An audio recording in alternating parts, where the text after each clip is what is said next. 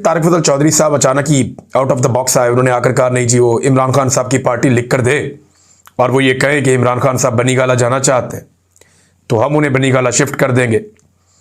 उसके बाद जब पूछा गया राणा सनाउल्लाह से तो उन्होंने कहा जी हमें कोई एतराज़ हुकूमत को नहीं होना चाहिए अगर पाकिस्तान तहरीक इंसाफ इस तरफ बढ़ती है। तो अब जो एस्टेब्लिशमेंट है उसके पास इस हवाले से कोई खबर नहीं है, कोई चीज़ नहीं है। तो मामला क्या है? मामला ये है कि इमरान खान साहब को ये ऑफर कोई संजीदगी से नहीं दी गई, लेकिन ये इस बात को इन्होंने कंफर्म कर दिया कि पहले भी ये ऑफर दी गई थी। और अब एस्टेब्लिशमेंट के साथ होने वाले मुज़ाकरात की एक कहानी शेर अफजल मरवत साहब ने भी सुनाई है। मैं ये सारी चीज़ें आपके सामने रखता हूँ, लेकिन अभी ये ऑफर क्यों है ये ज़रा समझ लें। मौजूदा हुकूमत को पूरी कोशिश करने के बावजूद इमरान खान साहब के बयानिए का कोई तोड़ मिला नहीं। ज़मीन आसमान एक कर लिया, सारा कुछ करके देख लिया, इंडिया के साथ जंग हो गई, अफगानिस्तान के साथ जंग हो गई, सब कुछ करके देख लिया। अल्टीमेटली हर चीज़ के बाद इमरान खान साहब की मकबूलियत पहले से ज़्यादा हो जाती है। तो इमरान खान साहब की मकबूलियत ज़्यादा इसलिए है जो आम आदमी पाकिस्तान का बार बार कह रहा है कि वो हार नहीं मान रहा, वो शिकस्त तस्लीम नहीं कर रहा। इमरान खान डट कर खड़ा है, वो जेल काट रहा है लेकिन अपने लिए कुछ नहीं मांग रहा। वो कहता है मुल्क के लिए बात करनी है जिसने, वो आकर बात कर लो। अब यहां से इमरान खान साहब लीड ले जाता है नवाज शरीफ से और शहबाज शरीफ से और बाकी लोगों से, जरदारी से, बहुत सारे और सियासतदान। मैं किस किस का नाम लूं, शर्मिंदा नहीं करना चाहिए ये, क्योंकि बड़े बड़े नाम है इसलिए मैं ले लेता हूं हर दफ़ा। ये अस्पतालों में चले जाते थे, बैरून मुल्क इलाज के लिए चले जाते थे, लेकिन इमरान खान साहब नहीं जा रहे। अब यहां मामला फंसा हुआ है। तो इन्हें कोई कागज चाहिए ऐसा जिसको ये लाकर दिखाएं, देखें जी इमरान खान तो कहता है मुझे बनी गाला जाने दो, ये देखें जी उसकी पार्टी उसके बगैर तो सांस नहीं लेती, उसकी मर्जी के बगैर ये कैसे इमरान खान के लिए रिलीफ मांग रहे हैं। फिर दें या ना दें, इमरान खान को गंदा करने का एक मौका इनको मिलेगा। और देखें इमरान खान को जब बनी गाला जाना होगा ना तो वो फिर हुकूमत से बात नहीं करेगा, वो इमरान खान को जो लोग ऑफर करते हैं वो उन्हीं से बात करेगा। और ये ऑफरें पहले हो चुकी हैं। शेर अफजल मरवत साहब ने एक कहानी सुनाई और इसके बारे में डॉक्टर शहबाज गिल साहब ने भी इसका एक जवाब दिया। पहले आप ये सुन लें कि शेर अफजल मरवत साहब की जो कहानी जो उन्होंने एक टीवी चैनल पे आसमा शिराजी साहबा को सुनाई वो क्या है। वो कहते हैं जी 3 नवंबर को मुज़ाकरात का सिलसिला शुरू हुआ था। 4 रुकनी कमेटी थी, अली अमीन गंडापुर, बैरिस्टर गौहर, मोहसिन नकवी और राणा सनाउल्लाह। ये 2 पॉलिटिकल लोग इधर के थे, 2 पॉलिटिकल लोग उधर के थे। बाद में एक मौके पर मैं भी शामिल हो गया। अच्छा, खुद को भी बीच में रख लिया शेर अफजल मरवत साहब ने। तो हुकूमत, एस्टेब्लिशमेंट और पीटीआई के दरमियान कुछ चीज़ें तय हो गई जिसमें इमरान खान की रिहाई भी शामिल थी। वजीर दाखिला ने अपना जहाज बैरिस्टर गौहर और बैरिस्टर सैफ को दिया और वो अटक गए ताकि मामला आगे बताए जा सकें। 25 नवंबर को बैरिस्टर गौहर को जेल भेजा गया जहां इमरान खान ने वीडियो रिकॉर्ड करवाना थी। वीडियो में इमरान खान ने यह कहना था कि वर्कर मेरी रिहाई होने तक संजानी पर ठहर जाएं। सब सेटल था, यहां तक कि इमरान खान से डिस्कशन हुई कि वीडियो जेल की सुलाखों के बाहर से बनाई जाए या फिर उनके अंदर से, जेल के अंदर से बनाई जाए। ये कह रहे हैं शेर अफजल मरवत। बैरिस्टर गौहर से वीडियो बनाने के लिए मोबाइल मांगा गया तो उन्होंने कहा कि मोबाइल जेल में नहीं लाया, इजाजत नहीं है। जेल के एक अहलकार ने कहा कि ये मेरा मोबाइल है, इस पर वीडियो बना ले। इमरान खान ने कहा कि मुझे इन पर शक है, कहीं ये मेरी वीडियो टेम्पर ना कर दें। फैसला हुआ कि बैरिस्टर गौहर सुबह मोबाइल लाएंगे और पैगाम रिकॉर्ड होगा। और फिर इसी रात को रेंजर्स वाला वाकया हो गया। रियासत के इस वक्त तक कोई अज़ाइम नहीं थे जब तक कि रेंजर्स वाला वाकया नहीं हुआ। रियासत किसी किस्म का तसादुम नहीं चाहती थी, इसलिए हर किस्म की कंप्रोमाइज़ पर आ चुकी थी। मगर वाकये के बाद सब खत्म हो गया। ये डील थी, इसके तहत सुबह इमरान खान की रिहाई होनी थी। अच्छा जी, ये कह रहे हैं शेर अफजल मरवत साहब। इसमें लॉजिकली 1-2 चीज़ें मिसिंग है। एक तो रेंजर्स वाला वाकया सारी दुनिया जानती है और पाकिस्तान की एस्टेब्लिशमेंट उसी वक्त से ये जानती थी कि वो वाकया पाकिस्तान तहरीक इंसाफ ने नहीं किया। वो रेंजर्स के जवान एक जगह से निकले और वो जिस तरह वो हादसा हुआ वो बंदा भी पकड़ा गया और उसका पाकिस्तान तहरीक इंसाफ से कोई ताल्लुक भी नहीं था। एक तो ये लॉजिकल नहीं लगता मरवत साहब की बात, और दूसरा मरवत साहब उसके अंदर शामिल हो गए मुज़ाकरात में, वो कैसे? अब गिल साहब का जवाब दें। गिल साहब क्योंकि इन सारी चीज़ों का हिस्सा थे, शहबाज गिल साहब, और वो पाकिस्तान तहरीक इंसाफ के एक इंपॉर्टेंट आदमी है। इमरान खान साहब के साथ रहे वो इतने साल तक, और इमरान खान साहब ने उन पर इतना एतबार किया कि बहुत सारे लोगों पर नहीं किया जब वो इक़्तिदार में थे। तो शहबाज गिल साहब जो है वो जितना जानते हैं चीज़ों को कम लोग जानते हैं, और इनसाइड भी वो बहुत ज़्यादा जानते हैं, और आजकल उनकी ज़रूरत भी है क्योंकि वो एक वीलॉग करते हैं और उस वीलॉग के ज़रिए से वो अपनी आवाज़ उठाते हैं या अपनी पार्टी की आवाज़ उठाते हैं। تو ان کو زیادہ انفارمیشن بھی چاہیے ہوتی ہے. اب وہ یہ کہہ رہے ہیں کہ جھوٹ بول رہا ہے ٹاؤٹ, یہ سب چودھری اور کمپنی کا دھوکہ تھا اور یہ اس میں ایک ٹاؤٹ کا کام سر انجام دے رہا تھا. خان نے آگے سے لتر اتار لیا تھا, جس کے بعد یہ جیل کے دروازے سے واپس بھاگ گیا تھا. اندر جانے کی جرت نہیں ہوئی تھی. جس ایک نشست کی بات کر رہا ہے یہ تو اندر نہیں گیا تھا. اچھا, اس ایک جو بات چیت ہوئی تھی اس میں تو یہ گیا ہی نہیں تھا. یہ اب بتا رہے ہیں کہ یہ شیر افضل مروت کا کوئی تعلق نہیں, اور وہ کہتے ہیں جھوٹ بول رہا ہے, عمران خان نے ایسا کوئی معاہدہ تسلیم نہیں کیا تھا. اب ناظرین میں آپ کو ایک اور چیز دکھاتا ہوں. عمران خان صاحب جیل میں کون سی, کیونکہ عمران خان صاحب کی بات ہو رہی ہے تو یہ دیکھیں جیل میں وہ کتابیں کون سی پڑھ رہے ہیں. یہ جو کتابیں عمران خان صاحب جیل میں پڑھ رہے ہیں ان کے نام آپ دیکھ لیں, یہ ساری تصویریں آپ کے سامنے ہیں. عمران خان صاحب یہ جو ایک پاکستان کے حوالے سے علامہ اقبال کے Iqbal and Pakistan movement of truth, یہ کتاب ہے. ایکسپلیننگ اسلامز مسٹیریس امپیریل ایجنڈا, یہ بھی ایک کتاب ہے. اور روزے کے اوپر کتاب ہے. پھر قرآن کریم کے اوپر ایک کتاب ہے. پھر جیروسلم ان دا قرآن, یہ کتاب جو ہے یہ عمران حسین صاحب کی کتاب ہے. عمران حسین صاحب ایک بڑے شاندار اسکالر ہیں, ان کی 82-83 ایئرز ایج ہے. مجھے ان کا پہلی مرتبہ تعارف کروایا اوریہ مقبول جان صاحب نے. انہوں نے کہا ان کو سنیں یا ان کو پڑھیں تو آپ کو پتہ چلے گا کہ اسلام کے بارے میں ان کے کیسے شاندار نظریات ہیں. تو یہاں کئی کتابیں ایسی ہیں عمران خان صاحب کی کتابوں کی تصویروں میں جو اوریہ مقبول جان صاحب نے شیئر کی ہیں, جو عمران این حسین صاحب نے لکھی ہیں. عمران نظر حسین ان کا ایکچول نام ہے. یہ فرقہ پرستی کے سخت خلاف ہیں. یہ کہتے ہیں نہ میں سنی ہوں, نہ دیوبندی ہوں, نہ وابی ہوں, میرا کوئی کسی فرقے سے کوئی تعلق نہیں ہے.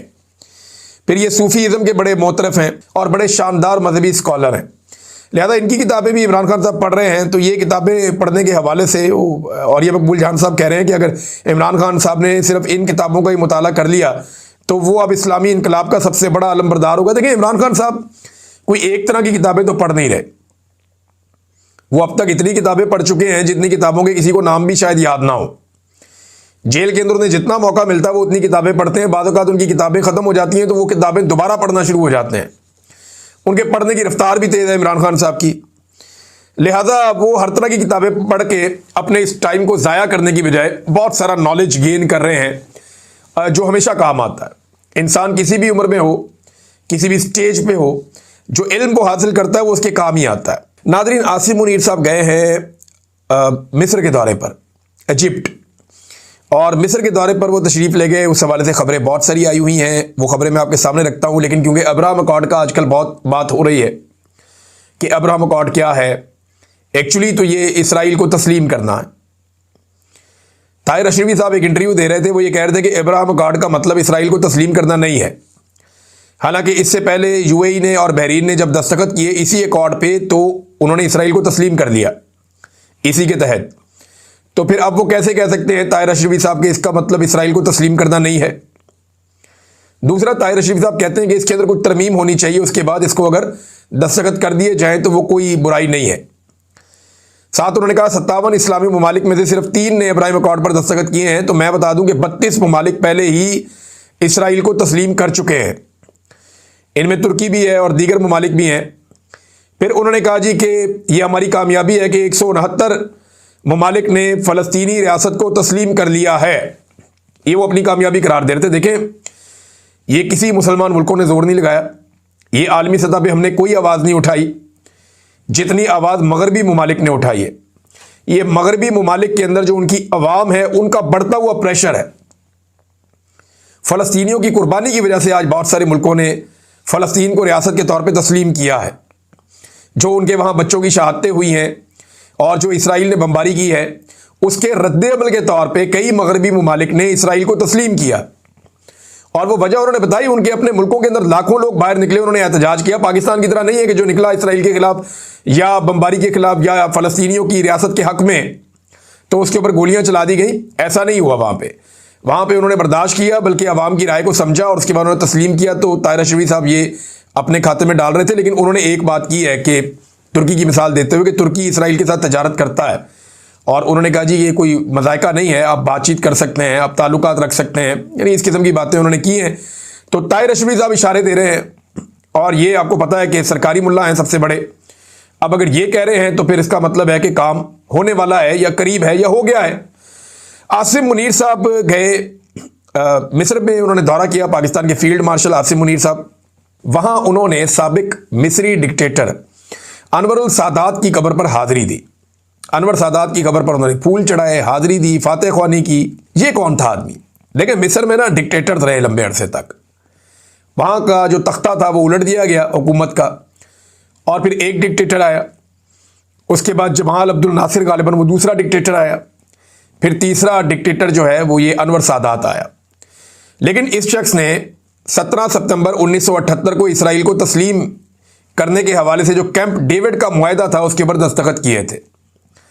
اور جب اس شخص نے دستخط کیے تھے نا، اس وقت اس نے کہا تھا کہ آج میں نے اپنی موت کے پروانے پر دستخط کر دیے ہیں. تو چند چیزیں آپ یاد رکھیے گا. جب انور سادات نے یہ دستخط کیے تھے کیمپ ڈیوڈ معاہدے پہ اور اسرائیل کو تسلیم کیا تھا بطور مصر کے صدر کے، اس وقت اسرائیل کا وزیر اعظم تھا مناہم بگن اور امریکی صدر تھا جمی کارٹر. تو اسرائیلی وزیر اعظم کا اور انور سادات کا اور جمی کارٹر کا اس میں بڑا امپورٹنٹ رول تھا. بعد میں اس شخص کو قتل کر دیا گیا، اور وجہ بھی یہی بنی کہ بہت زیادہ رد عمل آ گیا ان کے ملک کے اندر. انہوں نے خود کہا تھا کہ آج میں نے اپنی موت کے پروانے پر دستخط کر دی. اکتوبر 1981 میں مصری فوج کے آفیسر خالد اور ان کے دوسرے 6 سپاہیوں نے انہیں گولی مار دی اور قتل کر دیا. اور ایک اور امپورٹنٹ چیز، اس دور میں بھی نوبیل پیس پرائز بیچ میں آیا تھا. جب مصر کے صدر انور سادات نے تسلیم کیا اسرائیل کو، تو مصر کے صدر کو اور اسرائیل کے وزیر اعظم مناہم بگن کو دونوں کو ایوارڈ دیا گیا. امن کا نوبل انعام ان دونوں کو ملا. جمی کارٹر نے یہ انعام نہیں لیا. آج بھی یعنی معاملات ادھر ہی کھڑے ہیں. اسرائیل کو تسلیم کرنے کی باتیں ہو رہی ہیں. صدر ٹرمپ کہہ رہے ہیں کہ اس سال کے آخر تک میں امید کرتا ہوں کہ سعودی عرب تسلیم کر لے گا. سعودی عرب نے کیا تو پھر پاکستان بھی کر لے گا. یہ تو پھر کوئی کسر رہ نہیں جائے گی. اور پاکستان کے اندر تو تیاریاں مکمل ہیں جو مجھے دکھائی دے رہا ہے. لیکن وہاں پہ اور بہت سارے ڈکٹیٹرز ہیں اور بہت سارے صدور ہیں جن کی قبریں ہیں. جمال عبد الناصر کی قبر ہے دیگر. اور جمال عبد الناصر بہت امپورٹنٹ آدمی تھے کیونکہ انہوں نے 1948 میں بھی اسرائیل کے خلاف جنگ لڑی تھی. انہوں نے 1967 میں بھی جب پاکستانی ایئر فورس نے بھی مل کر مصر کے ساتھ یہ لڑائی کی تھی تب بھی انہوں نے جنگ لڑی تھی. پاکستان کے نقطہ نظر سے ڈکٹیٹر جمال عبد الناصر زیادہ امپورٹنٹ تھے. لیکن کیونکہ اب ایک تنقید اس لیے ہو رہی ہے اس دورے میں، خاص طور پہ اس قبر پہ حاضری کے حوالے سے، کہ یہ جو ڈکٹیٹر تھا مخصوص انور سادات، اس نے اسرائیل کو تسلیم کیا تھا. جمال عبد الناصر وہ بھی ایک ڈکٹیٹر تھا لیکن اس نے اسرائیل کو تسلیم نہیں کیا تھا. اس نے اسرائیل کے ساتھ 2 جنگیں لڑی تھی تو ان کی قبر پہ حاضری ہو سکتی تھی، لیکن یہاں پہ قبر پہ حاضری دی گئی. باقی بہت ساری اور ایکٹیویٹیز ہیں وہاں پہ، وہ آپ تمام خبروں میں دیکھ سکتے ہیں. وہاں پہ آرمی چیف نے جامعہ الازہر کے شیخ اعظم شیخ احمد الطیب سے بھی ملاقات کی اور ان کے ساتھ اسلامی معاملات اور دیگر چیزوں کے اوپر بھی بات چیت کی اور اسلام کی مسخ شدہ تشریحات کے خاتمے کی اہمیت پر بھی زور دیا. لیکن وہ اصل چیز میں نے آپ کو بتائی جس کے بارے میں کافی سوشل میڈیا پہ لوگ آواز اٹھا رہے ہیں. ناظرین، پاکستان کے سب سے طاقتور آدمی فیلڈ مارشل عاصم منیر صاحب نے آج سے 2.5 سال پہلے کہا تھا کہ معیشت 1 سال میں بالکل ٹھیک ہو جائے گی. اب 2.5 سال ہو گئے ہیں، پاکستان کی معیشت ٹھیک نہیں ہوئی. پوری کوشش کر کے دیکھ لیا گیا کیونکہ سیاستوں میں استحکام معیشت کو ٹھیک ہونے نہیں دے رہا. اب کچھ لوگوں کو ہائر کیا جاتا ہے، ہر تھوڑے عرصے کے بعد وہ رولا ڈالتے ہیں کہ معیشت ٹھیک ہونے والی ہے، تھوڑی دیر میں یہ ہو جائے گا، تھوڑی دیر کے بعد وہ ٹھیک ہو جائے گا. یہ بار بار کہتے ہیں. کیا پاکستان میں تیل نکلنے والا ہے؟ کیا پاکستان میں کوئی نئی انڈسٹری لگ رہی ہے؟ کیا بیرونی سرمایہ کاری پاکستان میں بہت رش لگ گیا سرمایہ کاروں کا کہ وہ سرمایہ لے کر آ رہے ہیں؟ کیا پاکستان کی سیاحت کی انڈسٹری جو ہے وہ آسمان سے جا لگی ہے؟ کیا ہنرمند نوجوانوں نے کمر کس لی ہے؟ یعنی ہنرمند جتنے نوجوان ہیں وہ تو پاکستان چھوڑ کر باہر جا رہے ہیں. پاکستان کے اندر تو برین ڈرین ہو رہا ہے. تو کن پیرامیٹرز کی بنیاد پہ یہ لوگ کہتے ہیں کہ پاکستان فلائی کرنے والا ہے؟ صرف اس بنیاد پہ آپ نہیں کہہ سکتے کہ آپ کے کچھ قیمتی پتھر آپ بیچ لیں گے، آپ کو 4 پیسے آ جائیں گے تو آپ امیر ہو جائیں گے. نہیں، یہ پیسہ مافیاز کی جیب کے اندر چلا جائے گا جیسے ہمیشہ جاتا رہا ہے. پاکستان میں 70 سال سے معدنیات نکل رہی ہیں، پاکستانیوں کو کچھ نہیں ملا. آئندہ بھی 70 سال نکلتی رہیں گی، پاکستانیوں کو کچھ نہیں ملے گا. پاکستانیوں کو تبھی کچھ ملے گا جب عوام کے منتخب نمائندے پاکستانیوں کا پیسہ پاکستانیوں کے اوپر خرچ کرنا شروع کریں گے. ادروائز یہ معیشت کھڑی نہیں ہوگی، لوگوں کو اعتبار ہی نہیں آئے گا. اور جو یہ ضیاء الحق کی سوچ ہے نا ایک، جس کے تحت ابھی یہ اسلام آباد ہائی کورٹ کے اندر ٹک ٹاکرز نے جا کے وہاں پہ کیا अपील किया और उस अपील के नतीजे में सियासी गुफ्तगू कैदियों की बंद करवाई, वो फैसला लिया वहां पे, तो याद रखिएगा ये ज़िया उल हक की सोच थी। अब इस सोच के मुताबिक इमरान खान साहब की मुलाकातें तकरीबन बंद ही हो जाएंगी, इस खदशे का इजहार किया जा रहा है।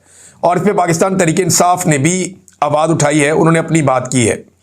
यानी ये रूल 265 कैदियों की सियासी गुफ्तगू पर पाबंदी के फैसले की बहाली और अडियाला जेल इंतजामिया की इमरान खान की मुलाकातें रोकने पर पाकिस्तान तहरीक इंसाफ ने एक रद्द-ए-अमल दिया है। और वो ये कहते हैं कि ये कानून इमरान खान जैसे कौमी रहनुमा की आवाज़ दबाने और उनके सियासी इजहार को रोकने के लिए बहाल किया गया है। इमरान खान से मुलाकातों के हवाले से अदालत पहले ही वादे कर चुकी है। अब इमरान खान साहब जब भी बात करेंगे किसी से, वो बात बाहर आके रिपोर्ट होगी, वो कहेंगे सियासी बातें करते हैं, हम बात ही नहीं करवाते। इमरान खान ने वहां पे अलिफ लैला की कहानी तो नहीं सुनानी ना, या कोई क्रिकेट के ऊपर कमेंट्री तो नहीं करनी। इमरान खान इस वक्त पाकिस्तान का सबसे मकबूल सियासी रहनुमा है। जब आप जेल के अंदर कोई भी उन्हें मिलने जाएगा, वो सियासत पे बात करेंगे, सियासी ही बात करेंगे।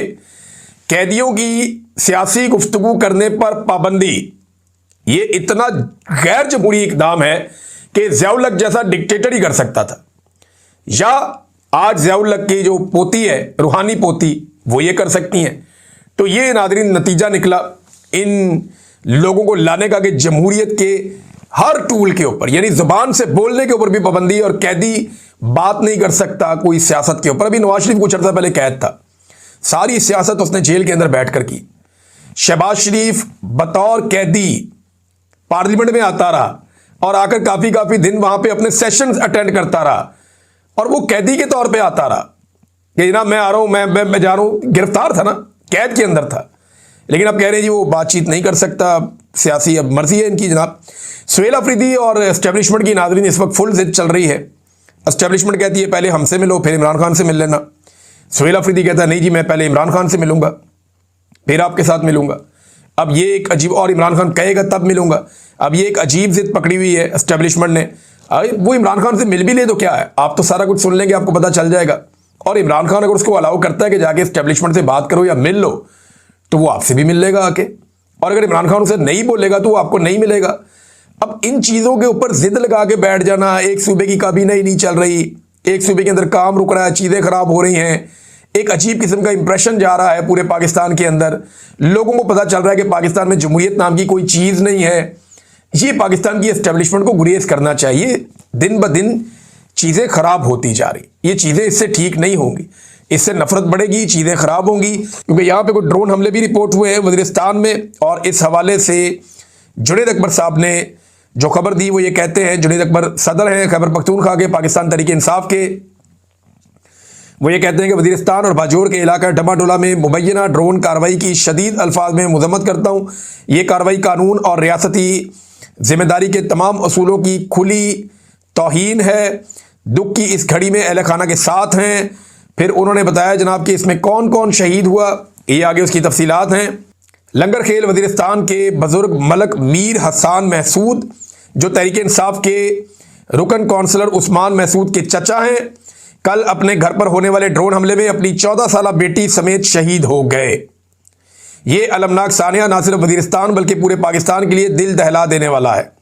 मज़ीद अफसोसनाक अमर यह है कि आज शोहदा के जनाजे से कबल दोबारा मॉर्टर गोला हमला किया गया, जिसके नतीजे में मज़ीद शहादतों और ज़ख्मियों का खदशा है। अब ये इक़दाम वहाँ पे हो रहे हैं। अब ये सुहेल अफरीदी के लिए एक बड़ा चैलेंज है, क्योंकि इमरान खान साहब ने कहा था कि इन चीज़ों की FIRs दर्ज की जाए।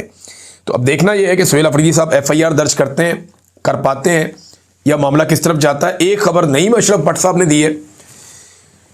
नईम अशरफ भट्ट साहब खबरें लेकर आते हैं सियासी नौयत की। उन्होंने ये कहा कि इमरान खान से कुछ नून लीगी रहनुमा जो हैं वो पैगाम रसानी करना चाहते हैं, कुछ पैगामात पहुंचाना चाहते हैं, और ये तहनीती प्रोग्राम यानी पैगामात है कि चलें इमरान खान साहब हमारे बारे में दिल बुरा ना रखें। यानी ये लोग पहले भी जेले जुले काट चुके हैं, तो इनको आइडिया है और ये डरे हुए हैं कि अगर इमरान खान आ गया तो हमारा क्या बनेगा, लिहाजा इसलिए वो पैगाम रसानी वगैरह कर रहे हैं, पैगाम पहुंचा रहे हैं। अब मेरा ये मानना है कि अगर PMLN के अंदर इतनी कमज़ोरी पाई जा रही है तो फिर आप समझ लें कि ये हुकूमत कहाँ खड़ी है। यानी नून लीग के रहनुमाओं के हवाले से ये खबर आती है कि वो इमरान खान तक खैर सगाली के पैगामात पहुंचा रहे हैं ताकि आने वाले दिनों में उनके लिए मुश्किलात ना हो। तो नून लीग के दिमाग में भी ये बात बैठी हुई है कि जिस वक्त एस्टेब्लिशमेंट बीच में से निकली या अवाम ने एस्टेब्लिशमेंट को बीच में से निकाल दिया, उस वक्त पाकिस्तान पे इमरान खान साहब राज करेंगे, उनकी हुकूमत आ जाएगी। और इमरान खान के आने की सूरत में उनके साथ क्या होगा वो उस बात से पहले से ही डर रहे हैं। मुझे नहीं लगता इमरान खान कोई बदला लेंगे, और लेना भी नहीं चाहिए। ये सियासी उसूल के खिलाफ है। जिन चीज़ों के आप खिलाफ हैं, जो जुल्म और बर्बरियत आपके साथ हो, वो अगर आप करें ना तो ज़्यादा बड़ी ज़्यादती होती है। यानी नवाज शरीफ साहब कहते हैं मैंने बड़ा जुल्म बर्दाश्त किया, तो अब उनकी हुकूमत है और शदीद तरीन जुल्म उनकी हुकूमत में हो रहा है। इसका मतलब है नवाज शरीफ साहब ने कुछ नहीं सीखा। तो मुझे नहीं लगता कि इमरान खान साहब जो है उनकी सीखने की सलाहियत इतनी ख़राब है जितनी नवाज शरीफ साहब की है। अब तक के लिए इतना ही। अपना ख्याल रखिएगा, अपने चैनल का भी। अल्लाह हाफ़िज़।